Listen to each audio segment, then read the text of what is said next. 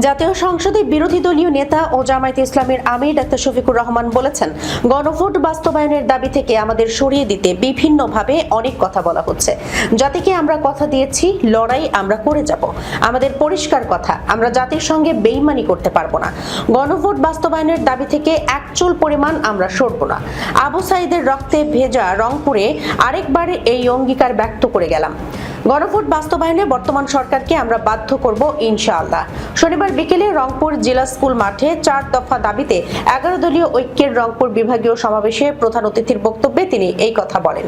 সমাবেশে সভাপতির বক্তব্যে জাতীয় নাগরিক পার্টির আহ্বায়ক ও বিরোধী দলীয় চিফ হুইপ নাহিদ ইসলাম বলেন, ডিসেম্বরে কেউ একজন দেশে আসার পরিকল্পনা করছেন, কিন্তু আমরা তার ফাঁসির দড়ি রেডি করে অপেক্ষা করছি। যখনই দেশে আসুন, ফাঁসির দড়িতে আপনাকে ঝুলতে হবে।